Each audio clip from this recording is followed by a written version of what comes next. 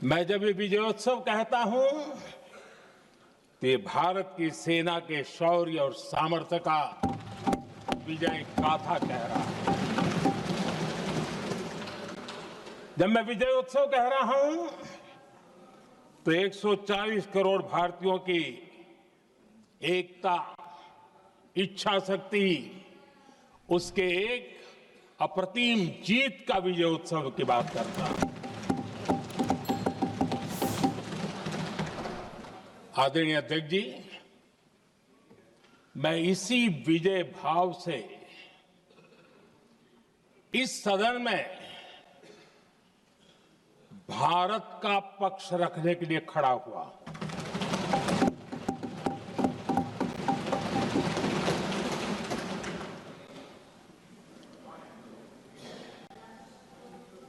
और जिन्हें भारत का पक्ष नहीं दिखता है, उन्हें मैं आईना दिखाने के लिए खड़ा हुआ।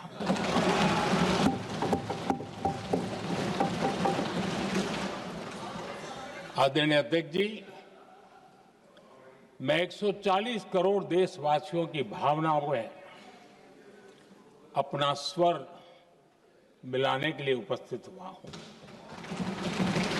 ये 140 करोड़ देशवासियों की भावना के जो गूंज है, जिस सदन में सुनाई दी है, मैं उसे अपना एक स्वर मिलाने खड़ा हुआ। आदरणीय अध्यक्ष जी, पाकिस्तान के साथ हमारी लड़ाई तो कई बार हुई है,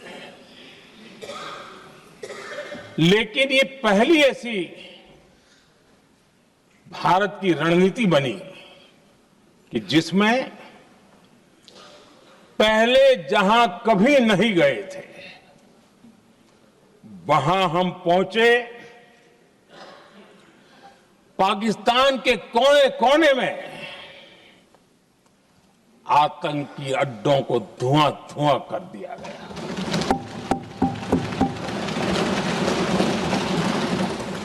आतंक के गढ़ कोई सोच नहीं सकता कि वहां तक कोई जा सकता है। बहावलपुर और मुर्गे उसको भी जमींदोस्त कर दिया गया। भारत ने दिखाई अपनी तकनीकी क्षमता। पाकिस्तान के सीने पर सटीक प्रहार किया। पाकिस्तान के एयरबेस, एसेट्स को भारी नुकसान हुआ और आज तक उनके कई एयरबेस आईसीयू में पड़े हैं। आज टेक्नोलॉजी आधारित युद्ध का युग है। ऑपरेशन सिंदूर इस महारत में भी सफल सिद्ध हुआ है।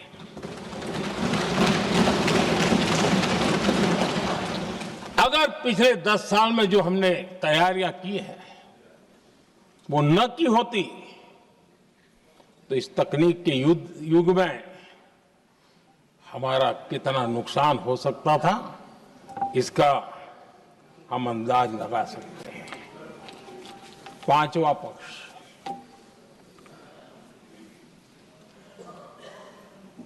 ऑपरेशन सिंदूर के दरमियान पहली बार हुआ जब आत्मनिर्भर भारत की ताकत को दुनिया ने पहचाना। Made in India drone, made in India missile ने पाकिस्तान के हथियारों की पोल खोल करके रख दी। आदरणीय अध्यक्ष जी,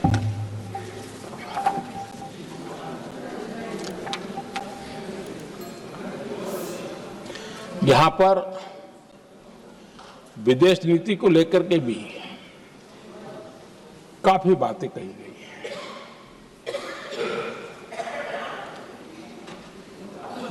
दुनिया के समर्थन को लेकर के भी काफी बातें कही गई हैं। मैं आज सदन में कुछ बातें पूरी स्पष्टता से कह रहा हूं। दुनिया में किसी भी देश ने भारत को अपनी सुरक्षा में कार्रवाई करने से रोका नहीं है।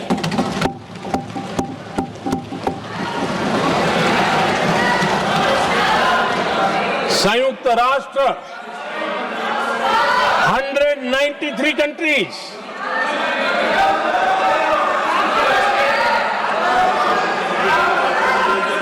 सिर्फ 3 देश 193 कंट्री में सिर्फ 3 देश ऑपरेशन सिंदूर के दौरान पाकिस्तान के समर्थन में बयान दिया था। ओनली 3 कंट्रीज, क्वाड हो, ब्रिक्स हो, फ्रांस, रूस, जर्मनी, कोई भी देश का नाम ले लीजिए, तमाम देश दुनिया भर से भारत को समर्थन मिला है।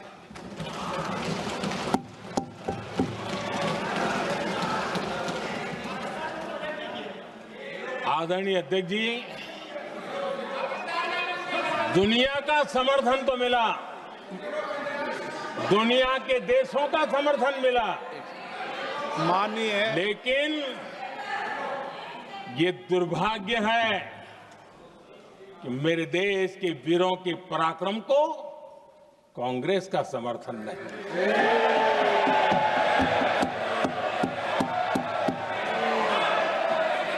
आदरणीय अध्यक्ष जी, दुनिया का समर्थन तो मिला, दुनिया के देशों का समर्थन मिला, माननीय, लेकिन ये दुर्भाग्य है कि मेरे देश के वीरों के पराक्रम को कांग्रेस का समर्थन नहीं।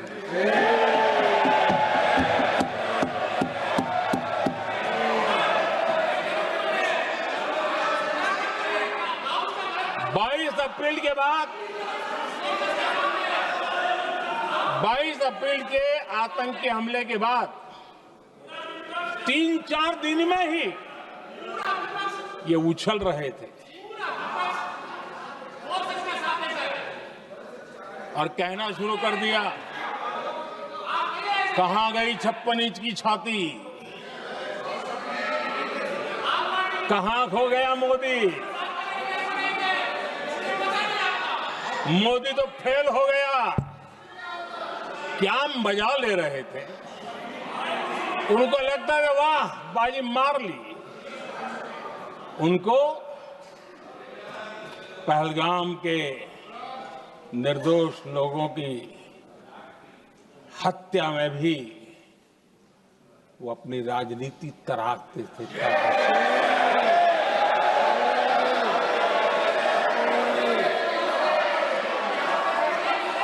अपनी स्वार्थी राजनीति के लिए मुझ पर निशाना साध रहे थे, लेकिन उनकी ये बयानबाजी, इनका छिछोरापन देश के सुरक्षा बलों का मनोबल गिरा रहा था।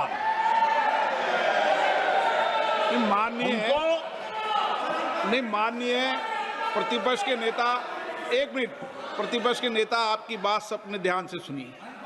आप बेटे कांग्रेस कर रहे हैं और कुछ नेताओं को पीछे से, ये उचित नहीं है आपके लिए। न भारत के सामर्थ्य पर भरोसा है और न ही भारत की सेनाओं पर, इसलिए वो लगातार ऑपरेशन सिंदूर पर सवाल उठा रहे हैं। ऐसा करके आप लोग मीडिया में हेडलाइंस तो ले सकते हैं, लेकिन देशवासियों के दिलों में जगह नहीं बना सकते। आदरणीय अध्यक्ष जी, कुछ चीजें मैं जरा स्मरण भी कराना चाहता हूं। जब सर्जिकल स्ट्राइक हुआ उस समय हमने लक्ष्य तय किया था हमारे जवानों को तैयार करके कि हम उनके इलाके में जाकर के आतंकियों के जो लॉन्चिंग पैड है उनको नष्ट करेंगे और सर्जिकल स्ट्राइक एक रात के उस ऑपरेशन में हमारे लोग सूर्योदय होते होते काम पूरा करके वापस आए। लक्ष्य निर्धारित था कि ये करना है। जब बालाकोट एयर स्ट्राइक किया तो हमारा लक्ष्य तय था कि आतंकियों के जो ट्रेनिंग सेंटर्स है इस बार हम उसको तबाह करेंगे और हमने वो भी करके दिखाया। ऑपरेशन सिंदूर के समय हमारा लक्ष्य तय था और हमारा लक्ष्य था कि आतंक के जो एपी सेंटर है और पहलगाम के आतंकियों को जहां से पुरजोश योजना बनी, ट्रेनिंग मिली, व्यवस्था मिली, उस पर हमला करेंगे। हमने उनके नाभि पर हमला कर दिया।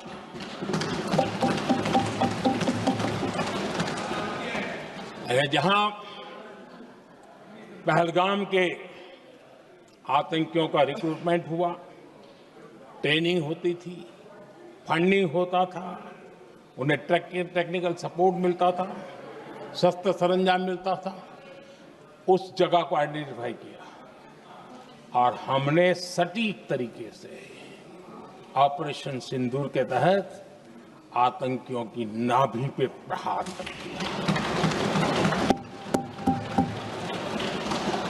और आदरणीय अध्यक्ष जी, इस बार भी हमारी सेना ने 100% लक्ष्यों को हासिल करके देश के सामर्थ्य का परिचय दिया। लेकिन हमने दुनिया को बताया था कि हमारा लक्ष्य आतंकवाद है, आतंकवादी आका है, आतंकवादी ठिकाने हैं, वो हमने पूरा कर दिया। लेकिन जब पाकिस्तान ने आतंकियों की मदद में आने का फैसला किया और मैदान में उतरने की हरकत की, तो भारत की सेना ने सालों तक याद रह जाए ऐसा करारा जवाब दे करके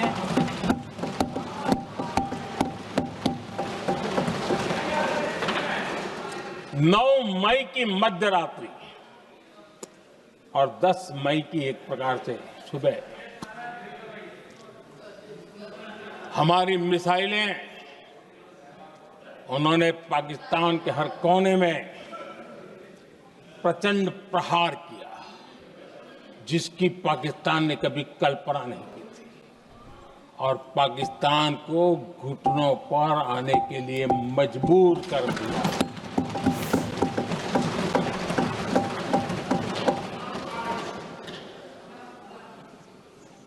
और आपने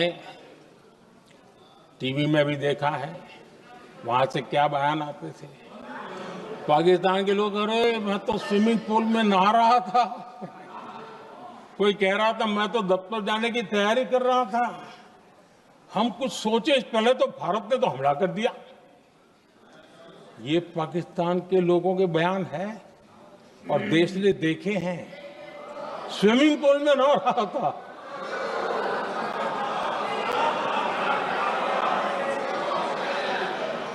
और जब इतना कड़ा प्रहार हुआ,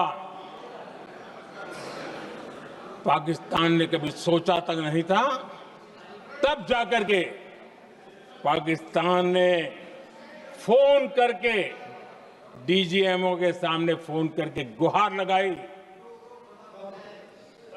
बस करो, बहुत मारा, अब ज्यादा मार झेलने की ताकत नहीं है, प्लीज हमला रोक दो। कि पाकिस्तान के डीजीएमओ का फोन था और भारत ने तो पहले दिन ही कह दिया था, 7 तारीख सुबह की प्रेस देख लीजिए, कि हमने हमारा लक्ष्य पूरा कर दिया है, अगर आप कुछ करोगे तो महंगा पड़ेगा।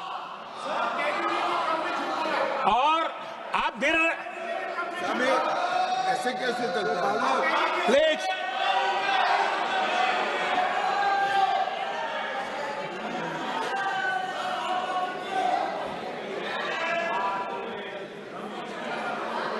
मैं आज दोबारा कह रहा हूं, ये भारत की स्पष्ट नीति थी, सुविचारित नीति थी, सेना के साथ मिलकर के तय की हुई नीति थी और वे ये थी कि हम आतंक, उनके आका, उनके ठिकाने, ये हमारा लक्ष्य है।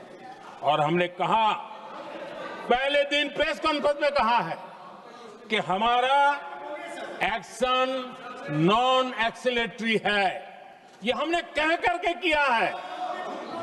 और इसके लिए साथियों हमने हमला रोका। अध्यक्ष जी, दुनिया के किसी भी नेता ने भारत के ऑपरेशन रोकने के लिए नहीं कहा।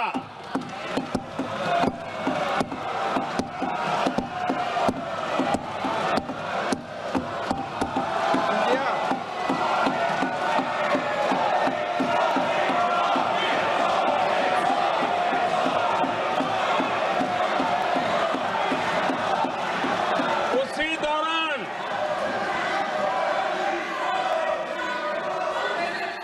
9 तारीख को रात को अमेरिका के उपराष्ट्रपति जी ने मुझसे बात करने का प्रयास किया। वो घंटे भर कोशिश कर रहे थे, लेकिन मेरी सेना के साथ मीटिंग चल रही थी, तो मैंने उनका फोन उठा नहीं पाया। बाद में मैंने उनको कॉल बैक किया। मैंने कहा कि आपका फोन था, 3-4 बार आपका फोन आ गया, क्या है? तो अमेरिका के उपराष्ट्रपति जी ने मुझे फोन पे बताया कि पाकिस्तान बहुत बड़ा हमला करने वाला है, ये उन्होंने मुझे बताया। मेरा जो जवाब था, जिनको समझ नहीं आता है उनको तो नहीं आएगा,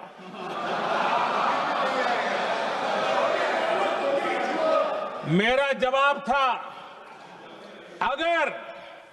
अगर पाकिस्तान का ये इरादा है तो उसे बहुत महंगा पड़ेगा। ये मैंने अमेरिका के उपराष्ट्रपति को कहा।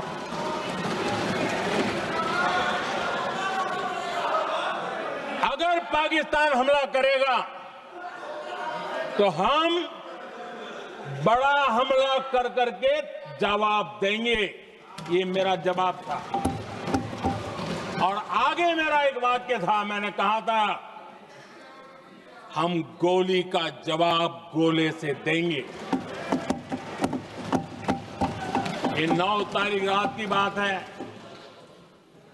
और 9 रात में और 10 सुबह हमने पाकिस्तान को, सैन्य शक्ति को तहस नहस कर दिया था। और यही हमारा जवाब था, यही हमारा जज्बा था।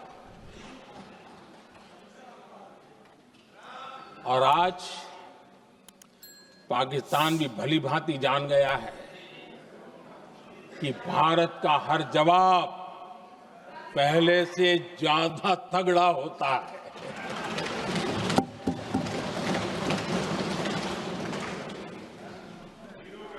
उसे यह भी पता है कि अगर भविष्य में नौबत आई तो भारत आगे कुछ भी कर सकता है।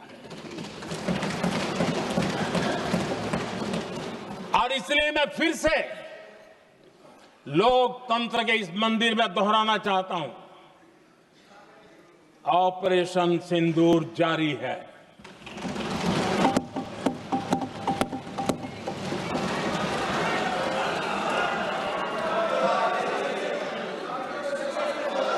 पाकिस्तान ने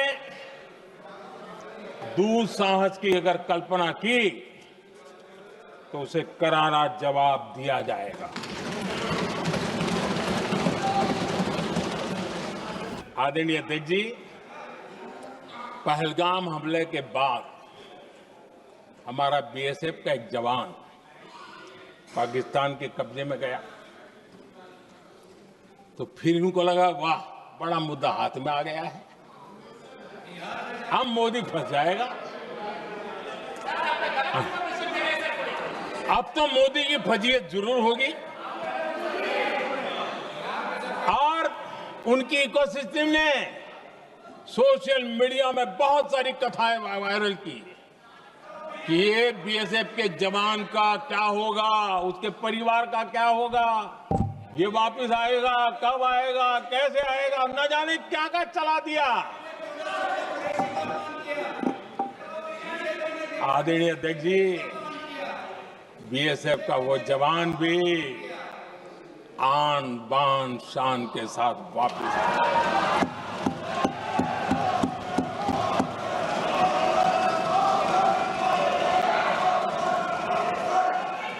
आतंकवादी रो रहे हैं,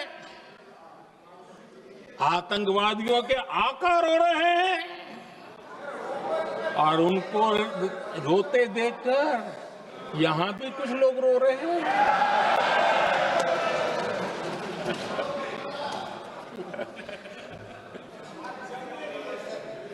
अब देखिए, सर्जिकल स्ट्राइक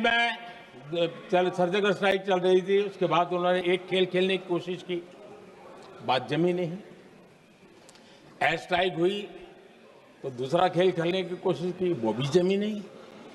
जब ये ऑपरेशन सिंदूर हुआ तो उन्होंने नया पैंतरा शुरू किया और क्या शुरू किया, रोक क्यों दिया।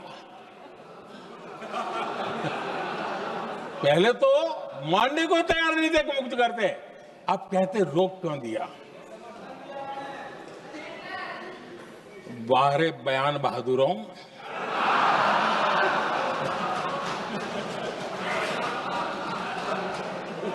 आपको विरोध का कोई न कोई बहाना चाहिए और इसलिए सिर्फ मैं नहीं, पूरा देश आप पर हंस रहा है।